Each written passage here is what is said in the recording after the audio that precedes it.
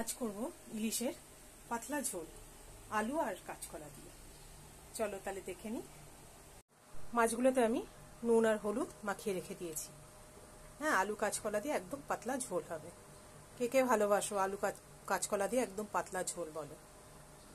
Rich তো সর্ষে বাটা পোস্ত দিয়ে তো খাওয়া হয়, কিন্তু আমার বেশি ভালো লাগে শুধু তেল হলুদ কাঁচা লঙ্কা লবণ দিয়ে ভাপা আর এইভাবে পাতলা ঝোলটা। তোমাদের কার কেমন ভালো লাগে আর কে কিভাবে রান্না করে থাকো জানিও কমেন্টে। কেমন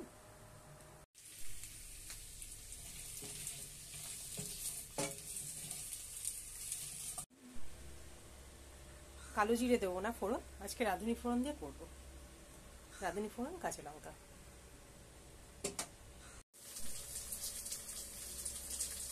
সামান্য টেস্টের জন্য একটু চিনি দেবো, খুব সামান্য।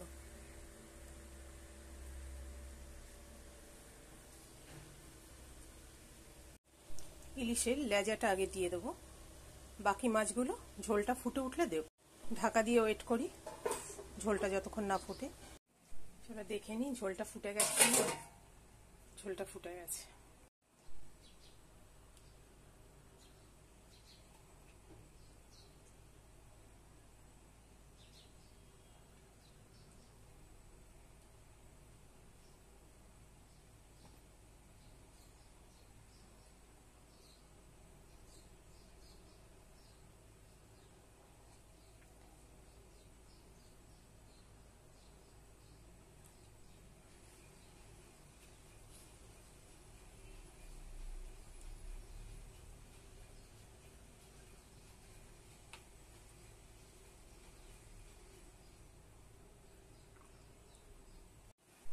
ফ্লেমটা বাড়িয়ে 5-7 মিনিট রান্না করে নেব।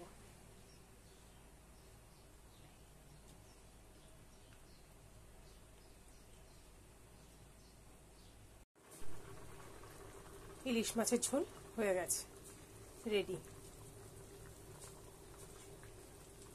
কার কার এইভাবে খেতে ভালো লাগে জানাবে কিন্তু অবশ্যই।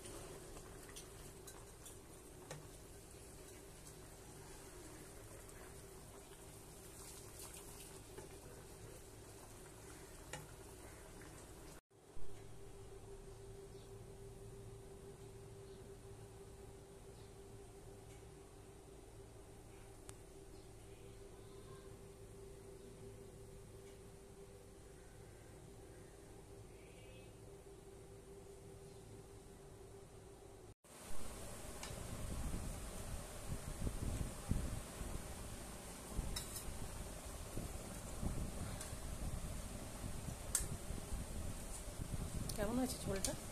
ভালো আছে।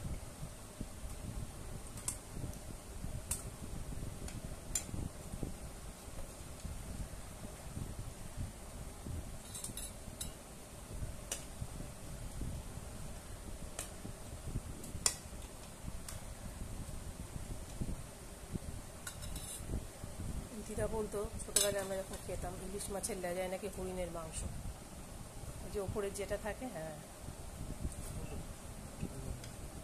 খাবি?